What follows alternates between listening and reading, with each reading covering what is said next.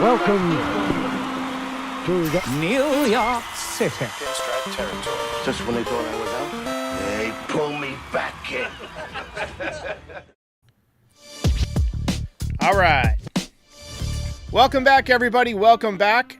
Joining me tonight is Gary Phillips, making his Pinstripe Territory debut as we approach the World Series. How you doing tonight, Gary? I'm doing pretty good. Like we were just saying, running around a lot, getting a lot of writing done, a lot of travel arrangements in order, still packing for Los Angeles. Putting that off to the last minute, I guess. Headed to LA tonight? I am going there tomorrow afternoon, actually. Nice. Let's hope it works out better for you than it did for John McClane in the thrilling documentary Die Hard. So, in your opinion, how do the Yankees match up with the Dodgers? I'll just get right to it. The Dodgers had to beat a couple of pretty hot teams to get to the World Series. The Yankees scrapped and clawed their way through the Royals and the Guardians, 4 and 5 games, but really could have gone 5-0 against the Guardians. But these are two pretty hot teams headed into a what could be an epic World Series. What are your thoughts?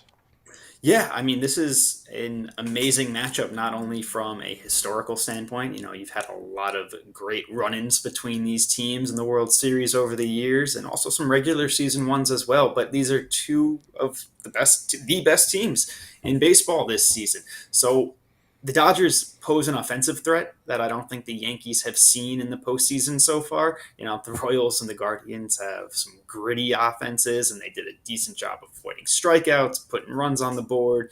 They didn't have this close to the same star power that the Dodgers have. They also didn't have quite the slug that the Dodgers have. Now, the Yankees obviously have some sluggers too, and both teams are extremely patient when it comes to working pitchers and grinding out at-bats, drawing walks. I'd give the Dodgers the edge when it comes to lineup depth. We saw the bottom of the Yankees order come through on a few occasions in the earlier rounds, but I do think LA has the deeper lineup. On the mound, I think the Yankees definitely benefited from their starting pitching in the earlier rounds. For as much as they used their top relievers and their high leverage guys on a nightly basis, knowing that they didn't have to go to the pen so early every night, I think made a difference. Whereas you see LA is doing bullpen games and taxing its bullpen in that manner. So I think it's a pretty evenly matched series. I'm very curious to see how speed factors into the series because we've seen it hurt the Yankees before. Yeah. That's what they do. Run the bases like drunks. Yeah. So I don't usually play sound effects during interviews, but I had to right there. No, so I feel like the Yankees starting pitching definitely was an edge against the Guardians because you saw the Guardians go into the bullpen really early in the game, and I felt like that kind of exposed their pen a little bit. By the third or fourth time that the Yankees were facing guys like Cade Smith or Emmanuel Clase, they looked more and more comfortable. Do you think that the Dodgers' lack of starting pitching depth will force them to expose their bullpen in the same way that the Guardians did? Well, we asked Aaron Boone about this the other day. I forgot before which game it was, but basically the idea that as you keep seeing the same relievers over and over again in a short series, does that help? Does that make a difference even when you are facing the Clases of the world, the Cade Smiths, these guys who have electric stuff? How big of a difference does that make when you're seeing them day after day after day? And Boone said, maybe there's something to that, but hard to quantify, obviously, over such a small sample. So I think there's something to that idea. And I also think there's something just to the general idea of, taxing your top arms.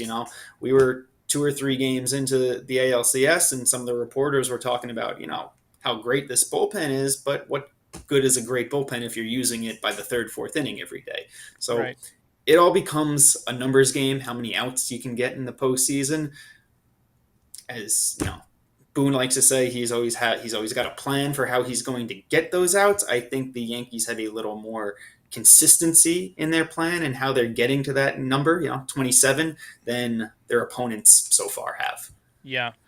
How do you stop Shohei? I mean, obviously, the contract is what it is.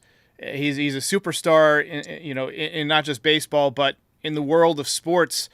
And, he's had some big hits in the postseason. He hasn't been as dynamic as he was during the regular season.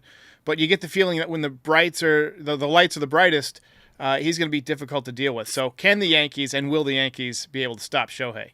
Yeah, as far as how you do it, I think if I knew the answer to that question, I'd be in a different job making a lot more money. But I mean, like you said, he is a superstar. He seemed to come out of his postseason shell after, a little inconsistency early on in the playoffs. I mean, this is going to be his stage and Aaron Judge's stage and Juan Soto, Giancarlo Stanton. I'm really curious to see who is at the top of it when it's all said and done. I'm not sure you really can stop him. One possible advantage for the Yankees, and I know this is going to be part of the next segment, is though they could have 3 lefties in their bullpen depending on how they choose to structure their roster with, Tim Hill, Nestor Cortes, Tim Meza. So unclear right now how their roster is going to shake out exactly. But with Ohtani and a couple other significant lefties in that Dodgers lineup, I wouldn't be shocked, or it wouldn't necessarily be the worst idea if you've got 3 lefties in that bullpen. So we've got one question that I want to get to before we move on to Nestor. Is Ohtani off the table to pitch in a must-win situation, or will we see him strutting out of the bullpen in Game 7 with the game tied to pitch to Aaron Judge? So Aaron Boone was asked about this today, actually, and have you thought about or game planned essentially for the possibility of Ohtani pitching? And he said it was something that he hasn't given much thought to. Now, I was running around all day today. I didn't get to see what was going on out in LA or if Dave Roberts was asked about any of that. I know he said before Games 6 and 7 of the CS, he was asked, could Ohtani pitch? And he basically said, no, he will not. Thanks for asking. That doesn't necessarily mean he won't do it in the World Series. It would be certainly surprising, and I think you could argue questionable, but this is a very competitive guy and a very private guy. So if he suddenly just came out of nowhere and was ready to go, I don't know if it would be the most surprising thing in the world, but it certainly would be questionable, I think. Yeah. Well, speaking of elbow damage, let's talk a little bit about Nestor Cortes, because he is possibly going to be on the roster. It sounded like Aaron Boone pretty much said that it was not a sure thing, but it's a very good chance that he's going to be on the roster. If he does come on the roster, will it be as a starting pitcher? Will it be as maybe like a bullpen guy or an opener? And who would he replace? I'm assuming Stroman or Mark Leiter would have to be the 2 names. So Nestor pitched a live today. He did 28 pitches. He faced left-handed hitters. He simulated coming out of the bullpen, which would be his role if he is on the postseason roster, going after guys like Ohtani, like Freeman, Max Muncy, that lefty lane, or those row of lefties that the Dodgers have.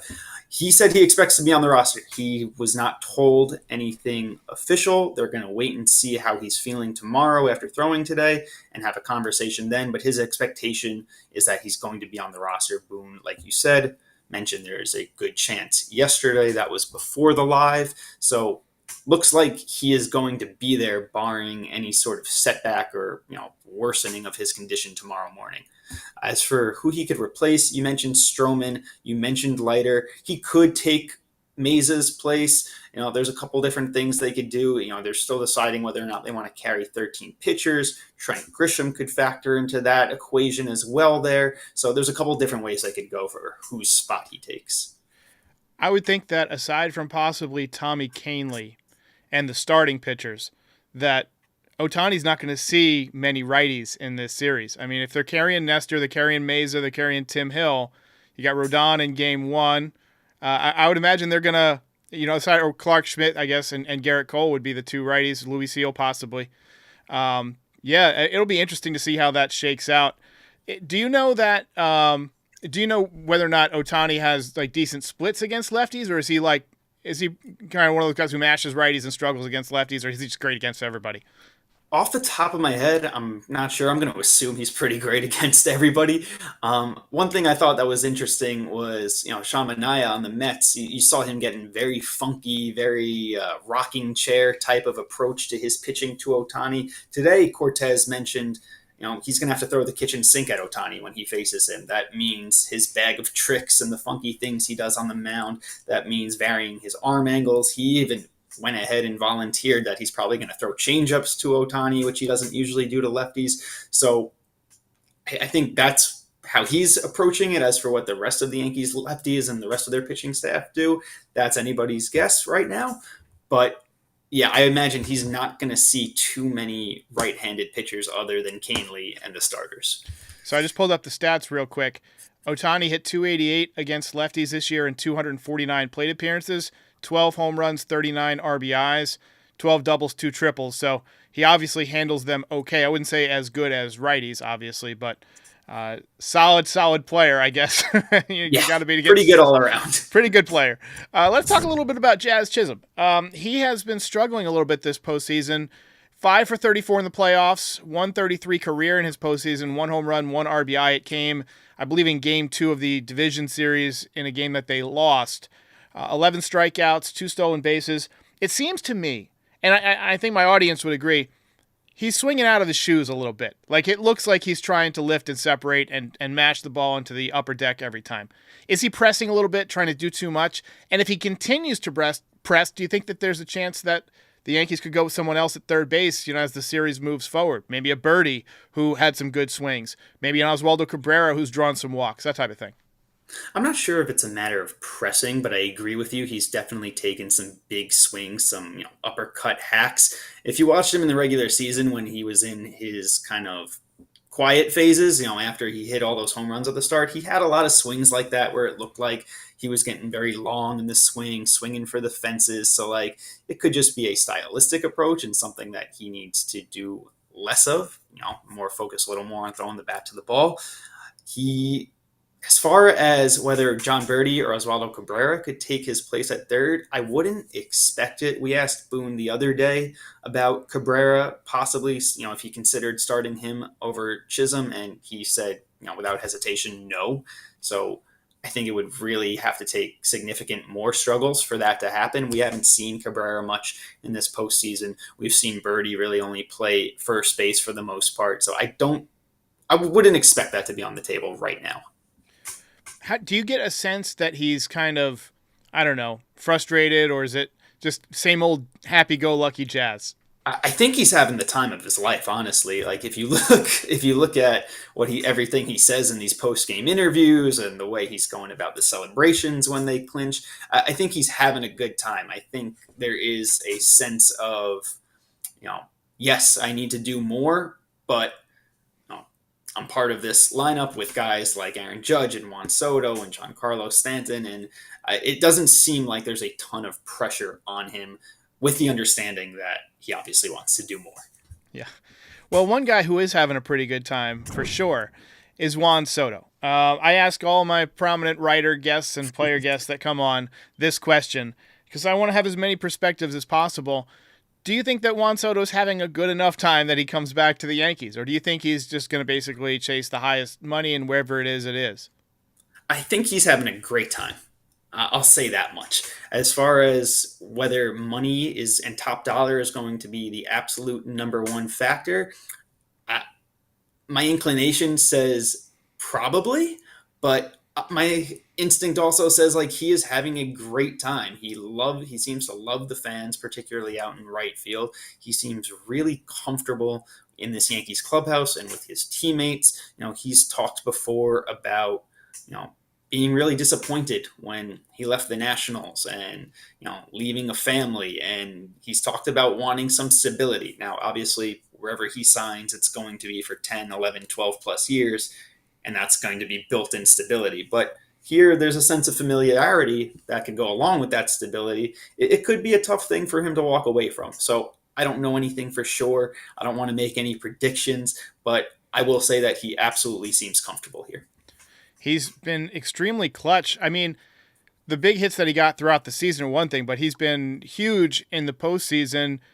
I would say he's worth every penny, obviously, of whatever he gets. Were you a little bit surprised that he got nominated for a Gold Glove? Yes. Yeah, I was too. I think a lot of us were. Soto has put in a lot of work into his defense, and he definitely cares about his defense. If you talk to Luis Rojas, the Yankees outfield coach, he works with him frequently and worked with him a lot before the season, and vouches that it is something that Juan cares a great deal about. that is not his best skill as a baseball player. Yeah, we heard stories about him kind of tuning out during the hitting meetings when he was at San Diego because he didn't want to know, he didn't want the pitcher's repertoire to get into his head. He kind of just wanted to react to it. Do you have any fun, things that you've noticed from watching him this season, on or off the field, just things that, maybe are a little bit quirky about Juan Soto? So I haven't actually had anywhere to write this yet, but it just didn't make sense to include this detail. But I was told by Nationals manager Dave Martinez that honey buns are his favorite snack. I haven't seen those around anywhere. As far as just hitting and anything baseball related, no, I mean, not anything that hasn't been seen out in the open.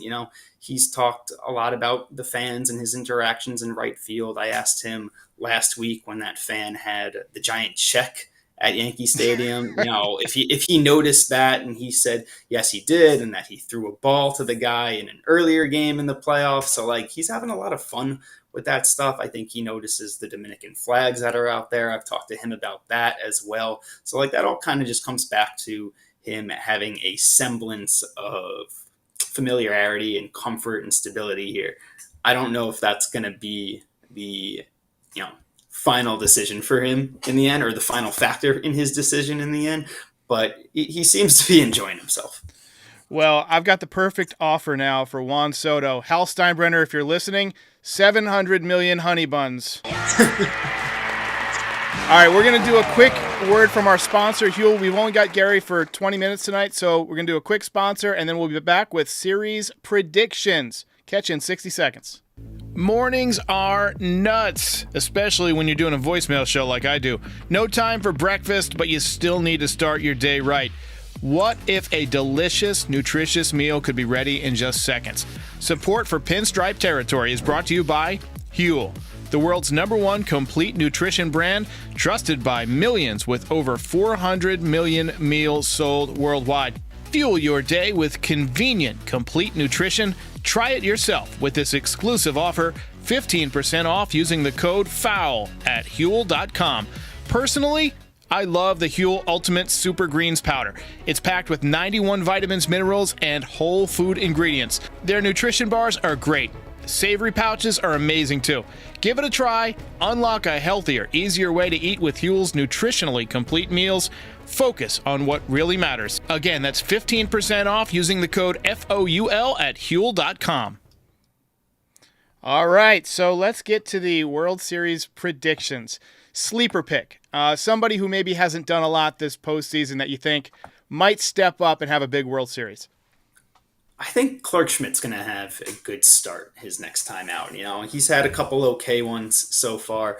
One thing that's been interesting about Schmidt is that he hasn't really seemed phased by the situation or the moment. He hasn't necessarily had his best stuff. He's allowed some traffic, hasn't lasted too long, but I've noticed, and Boone talks all the time about his confidence and how he's the most self-assured guy in that clubhouse, and has been going back to when he wasn't even necessarily a good or reliable starting pitcher or big leaguer. So I'm curious to see how he does in this next start on this particular stage.